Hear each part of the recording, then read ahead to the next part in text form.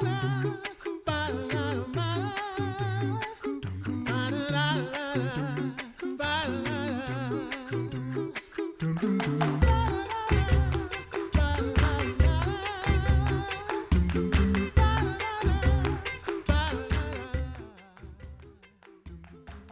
listening to the Coffee Hour. I'm Andy Bates. I'm Sarah Gulseth. I am absolutely thrilled that we get to share more missionary stories today. Today we head to the Kingdom of Cambodia. I think this is kind of exciting because now that we get to actually talk with our missionaries in the field and our friends who are serving in the field, it's just exciting to get to share stories from around the world. So let's go to Cambodia. J.P and Aimee Cima are serving the Lord in the Kingdom of Cambodia and joining us on the Coffee Hour today. Cima family, welcome to the Coffee Hour. Thank you. Thank you. Great to be here. So tell us about how the Lord has given you to serve in Cambodia. I know you both have various ways in which you serve there. Let's start with JP. Yeah, Kingdom of Cambodia is a place where there are few Christians, somewhere in the neighborhood of maybe 2% of the population.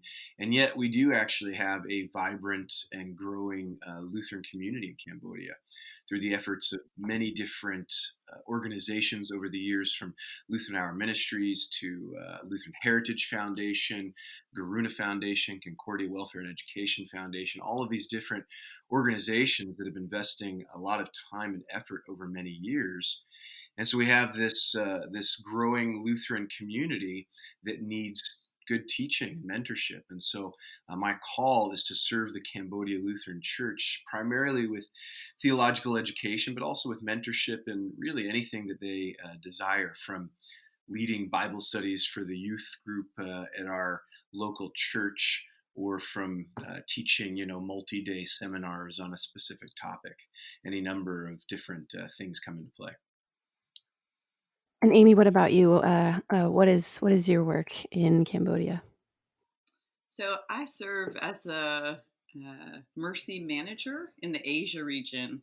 So my role is a little bit different because although I am involved with the local church that we're a part of, helping with Sunday school and women's ministry, my call is actually to serve other missionaries in our Asia region, providing support and care for them and helping with administrative tasks. So then, how was life pre-pandemic for you in Cambodia? What did that day-to-day kind of look like for both of you and for your family? I imagine you've talked to enough missionaries now that the day-to-day question is fraught with difficulties for the missionary. There is no normal day-to-day, even pre-COVID. That being said, a day can look like, fumbling through language study. I'm in the middle of trying to learn Khmer. It can look like, again, intensive courses. It can look like coffee meetings with members of our local Lutheran church where we're trying to disciple and mentor them. It can look like wrangling our kids together to go to this place or that place. Some things are similar to what you might experience in the U.S., and some things are totally different. I'm sure my wife will have a very different answer to that question. Well, I would say the same, in that there's no really predictable schedule. And yet with the kids, we do try to keep a certain routine as far as going to school and different activities. But I think we just, in general, are much more flexible because things come up at a short notice. Yesterday, we had some friends that asked us to watch their kids because they had to go do an interview at the embassy, and they just let us know the day before. So I know in the U.S., for some of our family members, that would be a difficult thing to sort of drop plans at a moment's notice, but that's kind of just normal life for us. So what was the community like before the pandemic? How would you describe the neighborhood, the community where you live in Cambodia? Kind of our immediate neighborhood context. We live in a small neighborhood in the middle of Phnom Penh. So, normally you would have kids outside running, playing soccer, riding their bicycles. It's a very vibrant little neighborhood. And then when COVID came along, it's really quite interesting how perceptions about foreigners changed.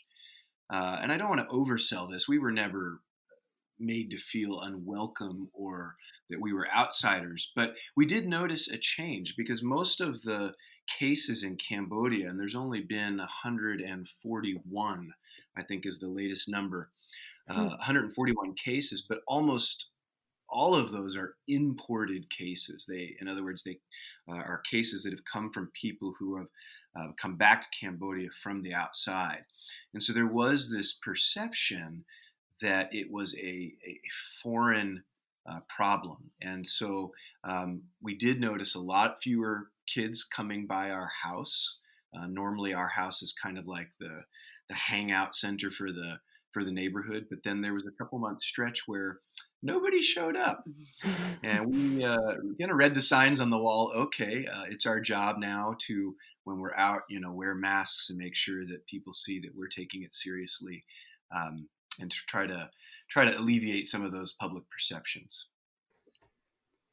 So with such a low number of cases, is that still the case now? How is it now in your community? So things have started opening back up in the last month or so. People are going out more. Restaurants and shops are opening back. Schools are still closed, and churches are still not allowed to gather. But yeah, life kind of looks like it's coming back more to normal because there are so few cases relative to other places.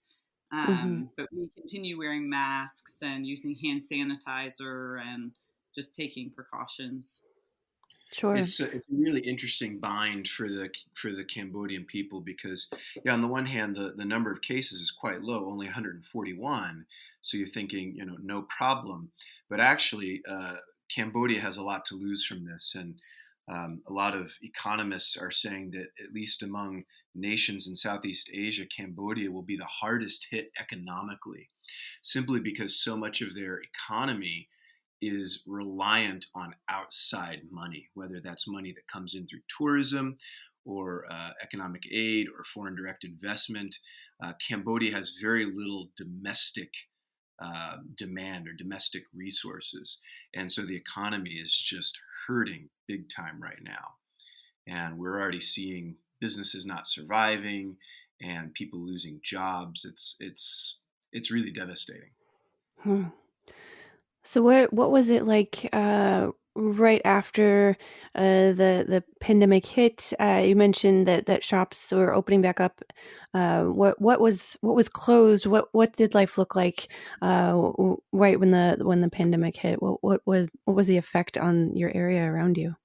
Yeah, it's a good question, actually. What was closed? I think sometimes maybe what closes reveals a society's values. I'm not sure how far I'd push that. But in Cambodia, anyways, what closed? So restaurants closed, karaoke bars closed, schools closed, religious gatherings were prohibited. What did not stop, however, and I always thought this was just incredibly interesting, weddings were never prohibited.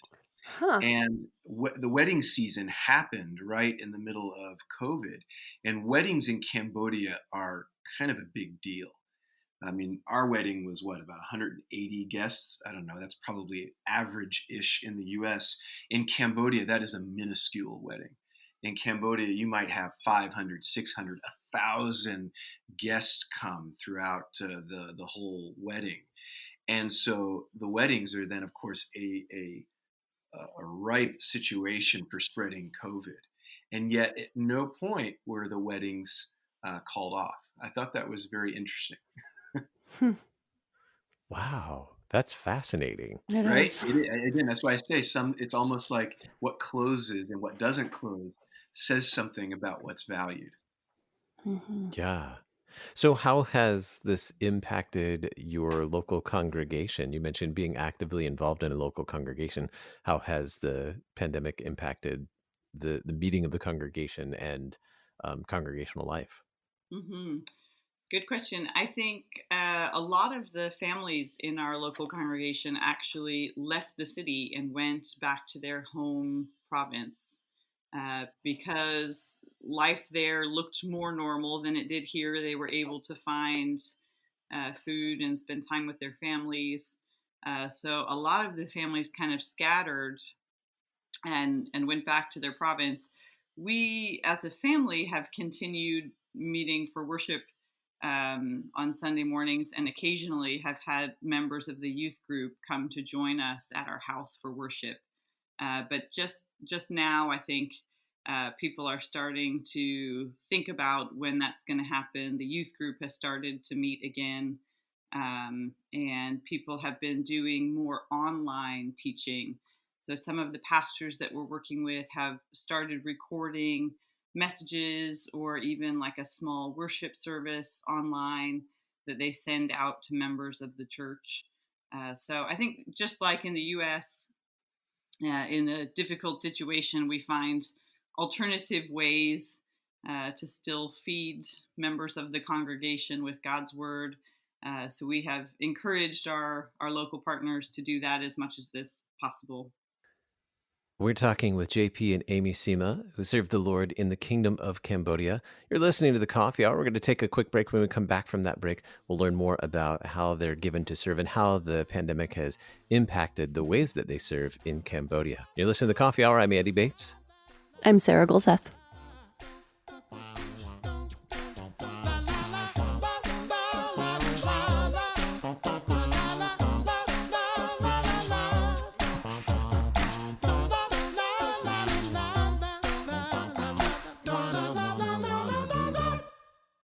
You're a miracle. You know that, right? A living, breathing, one-of-a-kind miracle.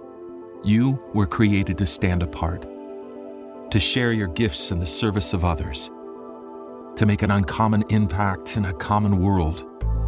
And at Concordia University, it's our mission to help you do that, to live uncommon. To learn more about Concordia, go to cuw.edu.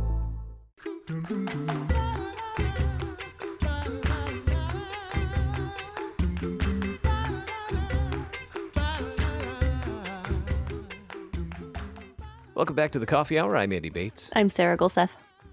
We're talking with J.P. and Aimee Cima, who serve the Lord in the Kingdom of Cambodia, how they've been given to serve and how the pandemic has impacted their community, their congregation, and the ways in which they serve. Before we went to break, we were talking a little bit about how your community has been impacted, how your congregation has been impacted. How has this impacted the ways in which you serve in the work that you've been given and in your community? So early on, when the COVID closures were taking place, we realized that this could have a significant impact on Cambodia, not just in terms of health, but also in terms of the economy. And we talked with our partners at the Cambodian Lutheran Church and worked to address the needs that we saw happening and the potential uh, problems that they would encounter. And so together we put this program into place to serve about 350 families in rural congregations throughout Cambodia. And really, our church partner, the Cambodian Lutheran Church, um, led out on this project that's had participation from uh, the LCMS, the Lutheran Church of Canada, the Garuna Foundation, and then more recently, the Lutheran Church of Australia. So it's really remarkable to see this collaboration that's taken place with our local church partner to provide food to these families in rural areas that have been hard hit. What does that kind of response mean for these families? What is that day-to-day life like for them, and how has that been affected during this pandemic? This is, in some ways, you could say that this is just a drop in the bucket in terms of challenges that Cambodia is going to face. But um, that being said, it's a big drop this food aid for each family will be the equivalent of basically a month's worth of basic staples. So each package has 25 kilos of rice. It has soy sauce, fish sauce. These are staples in Asia, remember. It has canned fish. It has cooking oil. What am I forgetting? Instant noodles. Instant And noodles. hand Yeah. soap. Yeah. And so this is a lifeline in that it provides a month's worth of basic staples for a family. And that's no small thing when you've got families who have members that have lost their jobs. A fully, 1 million of Cambodians are employed in factories of some sort. And of course, across the country, factories have been closing either temporarily or permanently, putting then families in difficult situations where they have no job. And then people are tied into the global economy in any number of other ways also. And so it just puts families in a tight spot. I think probably the families that have been affected the least are those that are just subsistence farmers. But that number, the number of subsistence farmers in Cambodia is declining year by year just because of globalization, urbanization, and so on. Mhm. Yeah. Are there other ways that you've partnered with other people or been able to reach out into the community around you and care for those people?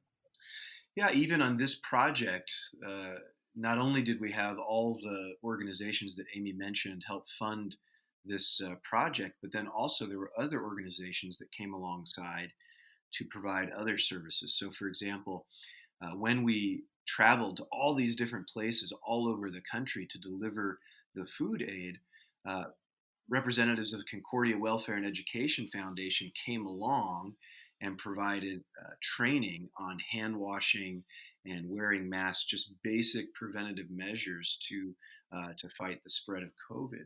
Moreover, we had representatives from Lutheran Heritage Foundation and also Lutheran Hour Ministries that would come along and hand out different Christian resources, whether it's catechisms or children's Bible stories or even just tracts or other resources that people can use in their community. So, as Aimee said, this project not only was just a material benefit to the people who it served, but then also is a great example of multilateral collaboration and mission. Hmm. You mentioned earlier how the pandemic has impacted a number of things in terms of closures, but it didn't impact wedding season that significantly. What about the school cycle and education? What does education look like in Cambodia? And is the school year impacted by this? Uh, how does what does the outlook look like for schools? Definitely. Yes, the school has been impacted greatly since around February. Schools closed down, uh, international schools and local schools. And the school year in Cambodia runs from November. So currently, the government is saying that schools will remain closed until November when the new school year begins. Um, at that point, I think they plan to reassess the situation, and if schools are able to maintain kind of basic standards of hygiene, hand washing, distancing, then they would be able to reopen. Uh, the private schools, of which there are many in Cambodia, often run on a different school year. Many of them open in August.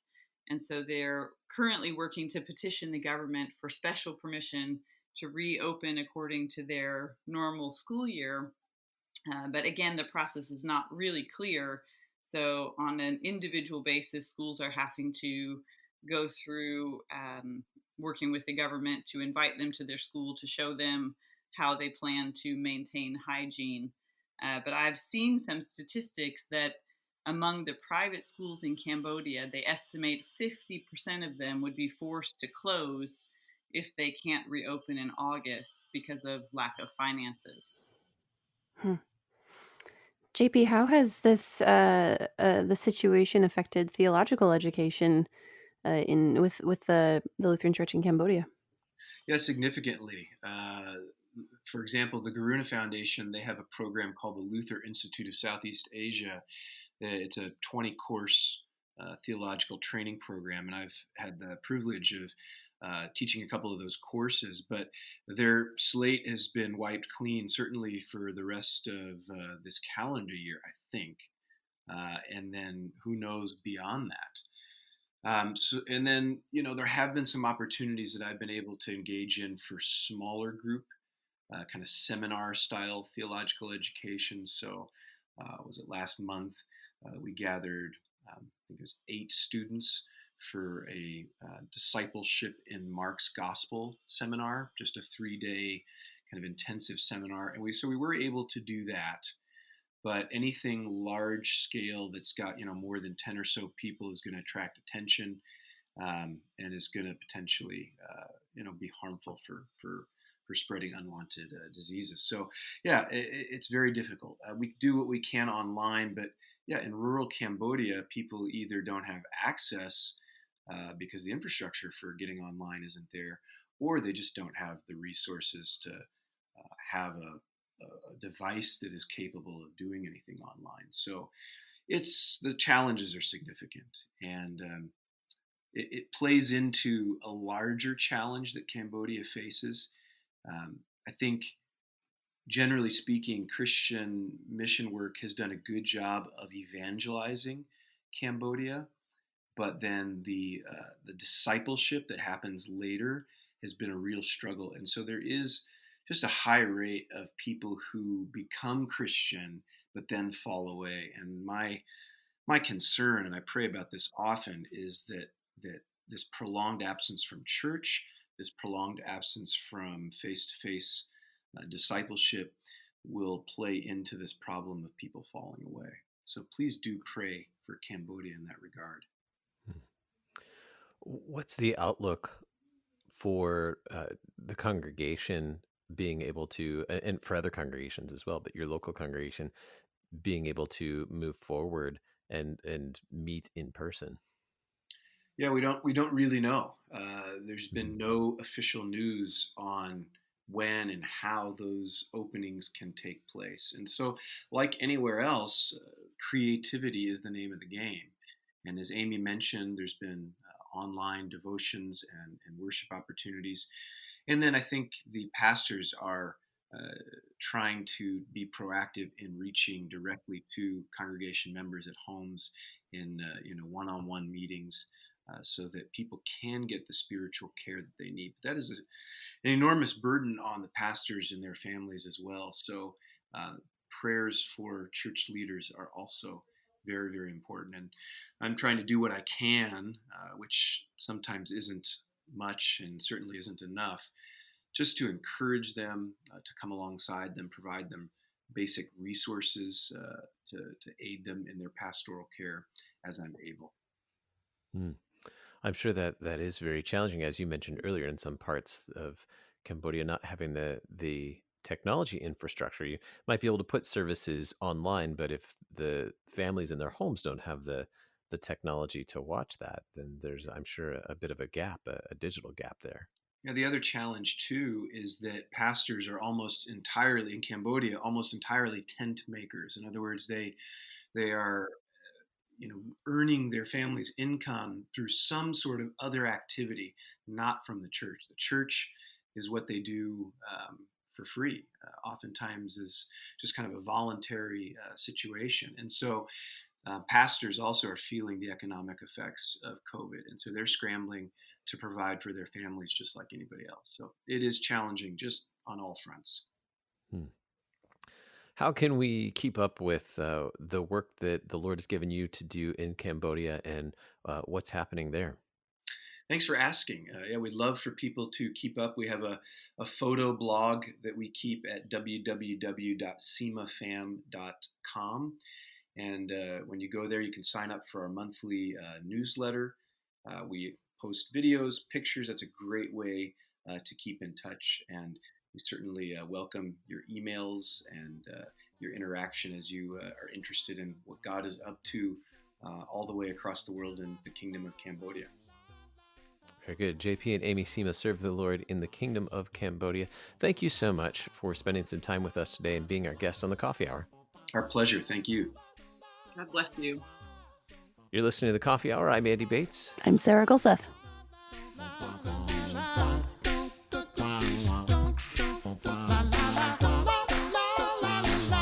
The Coffee Hour with Andy and Sarah is a production of KFUO. To support the Coffee Hour and KFUO Radio, visit kfuo.org. You can also text KFUO to 41444 or send an email to gifts@kfuo.org. And you can call us at 800-844-0524. KFUO. Christ for you, anytime, anywhere.